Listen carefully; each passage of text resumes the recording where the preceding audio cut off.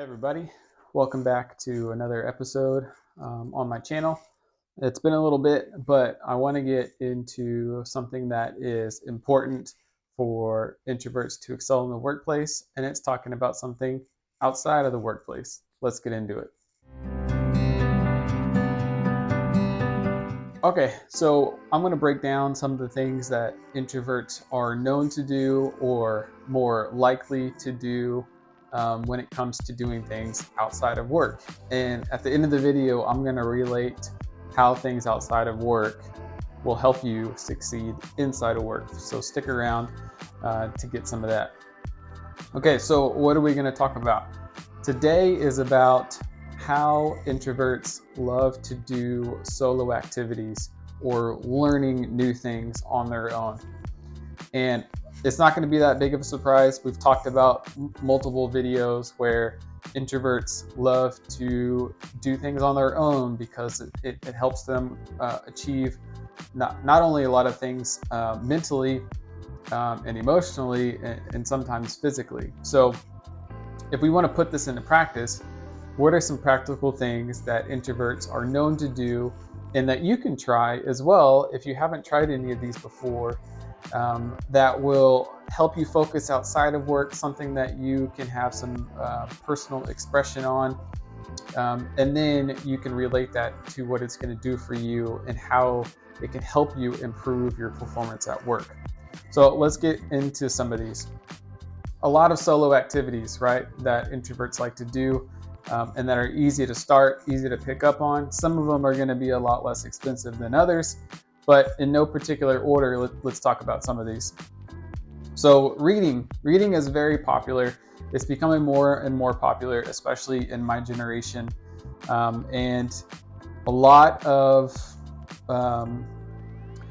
ways that we can get into reading can be a lot different for depending on what you like to do. So some of them it's digital format only. A lot of us already have tablets or e-readers, and we can easily start downloading books. A lot of people, myself included, love physical copies of books because sometimes I want to highlight sections, I want to take notes, I like the feeling of the paper in my hands. So that's one of the things we can do, and that's relatively inexpensive. But now if you're a speed reader, like a lot of people I know, and you can read 10, 15 books a month, well, maybe we might need to try to find something that is a little bit less expensive. But it's a great way, it's a great outlet for introverts to dive into something, take hold of something, be inside of another world, and take a break sometimes from reality. Another one that's a little bit more expensive is woodworking. So there's a lot of tools, a lot of hand tools that are pretty inexpensive to get started with, but you can start building simple things like small boxes for like jewelry boxes, or a lot of gifts are make like wine boxes. So there's lots of small little things that you can do. Picture frames. You can start doing different types of woodworking where it's more like carving or sculpting, and that's a whole different set of hand tools. So some of those can get a little bit expensive, but you can use this as more of like a creative expression, right? Something that you can do on your own. You can do it on your own time. You can control when you're doing it. You can determine how much time you want to spend at it. And then it's really easy for you to have a setup, like if you have a garage or a spare room where you can have your tools out, and you can have it as an activity that you can go and do as more of like a release or a timeout when you need to escape, maybe recharge, and have some time to focus on some other things. Drawing and painting, that's probably one of the most inexpensive things that we can do.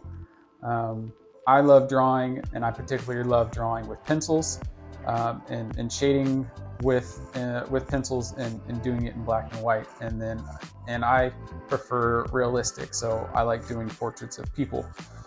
So that's one of the things that I enjoy most. Another thing that I actually like doing is adult coloring books, and have a nice set of fine tip and broad tip markers. And you can go to town on adult coloring books. Adult coloring books have become super popular over the years, and there's many different illustrators that come out with adult coloring books. that are specifically designed to be much higher detail. Takes a lot longer to complete, but you get more satisfaction out of it when it's over. Along the same lines are doing puzzles, right? Also something that's something super cheap, super easy to find, all the way up from 250, 500, 1,000 and above pieces that you can work on in chunks, right? Sometimes that can be a little overwhelming for us as introverts because we're staring at all of these puzzle pieces. But there's a way that if you just have like a time limit or something that you want to achieve, like a small section of that puzzle that you want to try to get done in that day or that week, then that could help you cut down on some of that anxiety you may feel. So give it a try. Coding, right, is another one. There's so many free resources now that you can start coding online, and there's free resources at like online schools that even have free courses where you can take like the 101 or intro courses to get into like a new type of coding, whether that's R or Python or JavaScript, whatever that may be. And there's new coding languages that are coming out. There's new libraries that are coming out with open source coding languages. And you can really just dive in and go wherever you want to go. And there's even websites and forums that will give you project prompts. So one of the hardest things about coding that I found for me specifically is once I start learning a new language, I don't have anything to use it on, right? There's nothing applicable, and then I wind up forgetting. So if you can find something that maybe is related to your work or something that is related to a hobby or a topic you're interested in, then maybe you can find a project that is related to that, and then you can keep developing your coding skills. One of the things that I love to do is cook, right? We all have to eat, and cooking dinner is usually the time of day where I have the most amount of time to focus on it with the least amount of distractions, depending on the day. But experimenting with different spices and flavors and then putting that into a dish. Maybe it's a dish that you make all the time, but you want to start experimenting with maybe some new flavors or new herbs that you want to try, or switching from dried herbs to fresh herbs, and start playing around and really release that creative side of you. You could be really surprised about something that you've been making for years, and all of a sudden you've changed a few things, and now it seems like a brand new dish. And then the last one is knitting, right? So different forms of knitting. Crocheting is another one. There's new starter kits that are out now that you can really get into and start working. There's like YouTube videos that you can follow along with. And all of a sudden you're gonna have a scarf or a pair of gloves. Or you can have like a little animal, right, that you've crocheted. And then you have something that's complete and have that sense of fulfillment, So there's some examples, but why is all of this important? Well, as introverts, we need these things that are ours, right? Something that we have autonomy over, something that we can control, because that helps us focus, that helps us channel our thoughts into something that's productive and something that is also energizing and rejuvenating. Because when we seek alone time, when we seek that solitude, it's because we need to recharge. And if we can channel that something into creative, something that we enjoy doing, not only is that going to help us build a hobby that we can almost turn into more of like a habit, where I've had a stressful day at work, or maybe I've had a conflict, and I'm gonna go seek out and spend some time with my hobby, my individual activity. So that allows me some time to recharge and calm down and refocus. Another thing that is really key for us is, and I've talked about it before, is personal fulfillment and creative expression. So there's almost nothing better in terms of personal and professional growth when you can be creative, right? Something that comes from deep inside of you, whether it's more focused on, your emotions and putting your heart and soul into it, or something that's super logical and analytical, like coding, for example. But at the end of the day, if you finish something that you've created by your hands, more or less by your hands, and it's something that you can be proud of. Now, I say all that to say that we can take what we've learned, we can take this refocusing of our efforts from outside of work and then apply it to inside of work. So what can we show? What are the benefits that we can get when we apply this to the work setting? Well, for one, if we're channeling our energy into something that we enjoy, and we're getting a positive result, some positive feelings out of it, that helps us take those positive feelings into the workplace, right? So that helps you start a new day. That can even help you get through a stressful day. It can help us prevent burnout. That's another important one, right? We work for others, we work in groups, we work for our bosses, and when we become overloaded, that can be easy.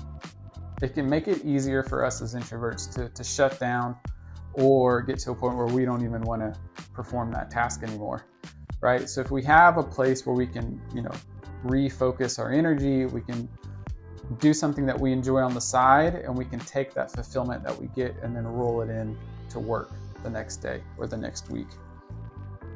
And the last one is a little different, but I think it applies here too. And when we take that time for ourselves and we start working on some things that we find enjoyable, what that allows us to do is say, okay, this is my time. This is my alone time. This is my recharge time. This is the time that I control. That allows me to open up myself to working in a team, right? I've had my time alone. Now I'm going to be okay working with a team for maybe a few days or a few weeks, knowing that, okay, this could be stressful. This could be draining, right? My social battery, right, could be really low at the end of the day, but I know when I go home, I'm going to have my activity, my solo activity that I can use, that I can recharge, and then I can be ready for the next day.